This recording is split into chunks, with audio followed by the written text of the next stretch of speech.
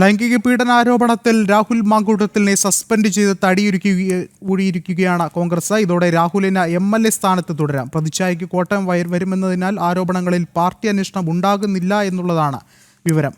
BJP ഭയന്നാണ് suspension നാടകമെന്നും വിലയിരുത്തലുണ്ട്. Prajitha ഒരിക്കൽ കൂടി ചേർന്നുണ്ട്. പ്രജിത്ത, എന്തായാലും ശക്തമായ പ്രക്ഷോഭങ്ങൾ ഇനി എന്തായാലും ഉണ്ടാകുമെന്നുള്ളൊരു കാര്യത്തിൽ യാതൊരു സംശയവുമില്ല. രാജി വേണമെന്നുള്ളൊരു കാര്യം തന്നെയാണ് BJP മുന്നോട്ട് വയ്ക്കുന്നത്. ഒപ്പം എടുത്തു പറയേണ്ടത്, സ്വന്തം പാർട്ടിക്കുള്ളിലെ വനിതാ പ്രവർത്തകർക്ക് പോലും സുരക്ഷിതത്വം ഇല്ല എന്നുള്ളൊരു കാര്യം തന്നെയാണ് പറയേണ്ടത്. കാരണം ഇപ്പോൾ പോലും ഈ ഒരു ഘട്ടത്തിൽ പോലും സ്വന്തം പാർട്ടിക്കാരെ ഭീഷണിപ്പെടുത്തുന്ന നിലയിലേക്ക് രാഹുൽ മാങ്കൂട്ടത്തിൽ മാറുന്നുണ്ട്.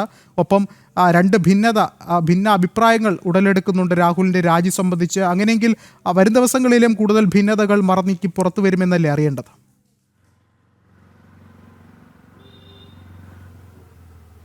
വിഷ്ണു, അങ്ങനെ തന്നെയാണ്. ഇതിലൊരു പ്രധാന പ്രശ്നം എന്ന് പറയുന്നത് രാഹുലിൻ്റെ രാജി ദീർഘകാലത്തേക്ക് ഒഴിവാക്കി നിൽക്കാനാകില്ല എന്നുള്ളതാണ്. അദ്ദേഹം നിയമസഭാ സമ്മേളനത്തിൽ പങ്കെടുക്കാതിരിക്കുകയാണെങ്കിലും ശരി, അതിനുശേഷം വരുന്ന സമയത്ത് രാഹുൽ MLA ആയി തുടരുകയാണ്. MLA എന്ന നിലയിൽ അദ്ദേഹത്തിൻ്റെ മണ്ഡലത്തിൽ നിരവധി കാര്യങ്ങൾ ചെയ്യാനുണ്ട്. നിരവധി പരിപാടികൾ അദ്ദേഹത്തെ പങ്കെടുപ്പിച്ച് നടത്തേണ്ടതുണ്ട്. അദ്ദേഹം പങ്കെടുക്കാതെ നടക്കാൻ കഴിയാത്ത നിരവധി വികസന പദ്ധതികൾ അല്ലെങ്കിൽ വികസന പദ്ധതികളുടെ ഉദ്ഘാടനങ്ങളുണ്ട്, യോഗങ്ങളുണ്ട്.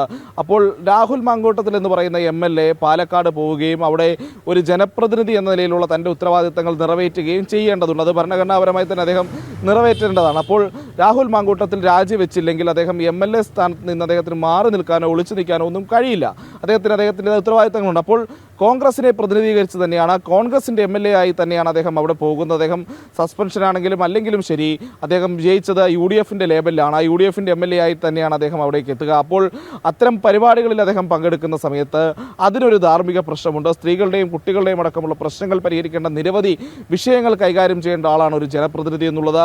അവരുടെ താല്പര്യങ്ങൾ സംരക്ഷിക്കുകയും അവരെ സംരക്ഷിക്കുകയും ഒക്കെ ചെയ്യേണ്ട ഒരാളാണ്. അപ്പോൾ അങ്ങനെയുള്ള ഒരാൾ ഇത്തരത്തിൽ നിൽക്കുന്ന ആരോപണങ്ങൾ കേട്ട, ഇത്തരത്തിലുള്ള തെളിവുകൾ, ഇത്തരത്തിലുള്ള സംഭാഷണങ്ങളൊക്കെ പുറത്തു വന്ന ഒരാളായിരിക്കുന്നത് ഒട്ടും ധാർമ്മികമായി ശരിയല്ല എന്നുള്ളതാണ് ഒരു യാഥാർത്ഥ്യം.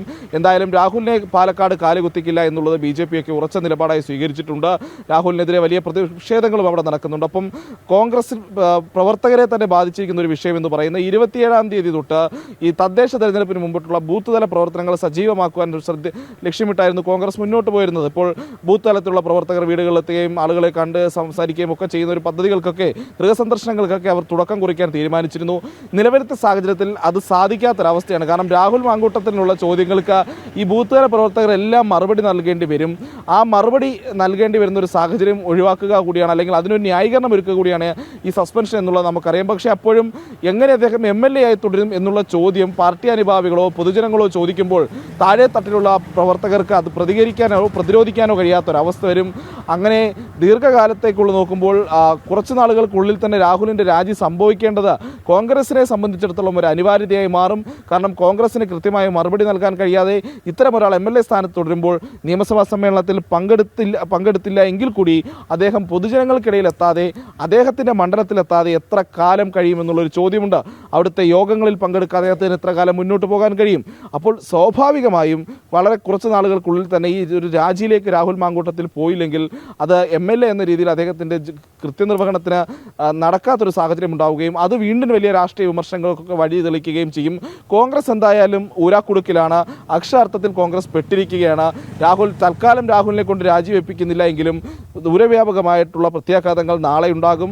രാഹുലിൻ്റെ രാജിക്കാര്യം ഇന്നല്ലെങ്കിൽ നാളെ ഒരു ദിവസം രാഹുൽ രാജിവെക്കേണ്ട സാഹചര്യത്തിലേക്ക് തന്നെയാണ് കോൺഗ്രസ് പോകുന്നത്.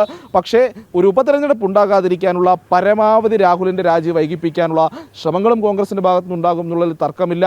പക്ഷേ അത് എത്ര കാലം നീണ്ടു കൊണ്ടുപോകും എന്നുള്ളതിൽ മാത്രമാണ് അവിടെ ചോദ്യം ഇരിക്കുന്നത്. അപ്പോൾ 6 മാസത്തിനുള്ളിൽ ഒരു പുതിയ നിയമസഭാ തെരഞ്ഞെടുപ്പ് വരുന്ന ഒരു സാഹചര്യം ഉണ്ടെങ്കിൽ അത്രയും കാലം, അതായത് ഈ 6 ഇപ്പോൾ ഇനി 8-9 മാസമുണ്ട് പുതിയൊരു നിയമസഭാ തെരഞ്ഞെടുപ്പിന്, അല്ലെങ്കിൽ ഈ നിയമസഭയുടെ കാലാവധി കഴിയാനും ഈ സർക്കാരിൻ്റെ കാലാവധി കഴിയാനുമൊക്കെ. അപ്പോൾ ആ ഒരു കാലയളവ്, കൃത്യമായി അടുത്തൊരു നിയമസഭാ തെരഞ്ഞെടുപ്പ് വരുന്നൊരു കാലയളവിൻ്റെ ആ ഒരു സമയം വരെയെങ്കിലും ഒക്കെ രാഹുലിൻ്റെ രാജി നീട്ടിക്കൊണ്ടുപോകാൻ കോൺഗ്രസ് അത്തരമൊരു റിസ്ക് എടുക്കുമോ എന്നുള്ളതെല്ലാം നമ്മൾ കാത്തിരുന്ന് കാണേണ്ടതാണ്. അതിനു മുൻപ് സ്വയം രാജിവെച്ചൊഴിയാൻ രാഹുൽ മാങ്കൂട്ടത്തിൽ തയ്യാറാകുമോ തുടങ്ങിയിട്ടുള്ള ഒരുപാട് വേരിയബിൾസ് ഉണ്ട്, ഒരുപാട് ചോദ്യങ്ങൾ അവിടെ നിൽക്കുന്നുണ്ട്. എന്തായാലും തൽക്കാലം രാഹുൽ മാങ്കൂട്ടത്തിൻ്റെ രാജിയില്ല, പകരം പാർട്ടിയിൽ നിന്ന് സസ്പെൻഡ് ചെയ്തിരിക്കുന്നു. വിശദീകരണം ശേഷഘട്ടം തൃപ്തികരമല്ലെങ്കിൽ പുറത്താക്കുമെന്നുള്ള സമീപനത്തിലും കോൺഗ്രസ് മുന്നോട്ട് പോവുകയാണ്. രാഹുൽ മാങ്കൂട്ടത്തിൻ്റെ രാഷ്ട്രീയ ഭാവി ഇനി എന്താ എന്നുള്ളത് തന്നെയാണ് ഏറ്റവും പ്രധാനപ്പെട്ട ചോദ്യം. പ്രജിത് മോഹനും അരുൺ ആലത്തൂരുമാണ് വിശദമായ വിവരങ്ങൾ നൽകിയത്.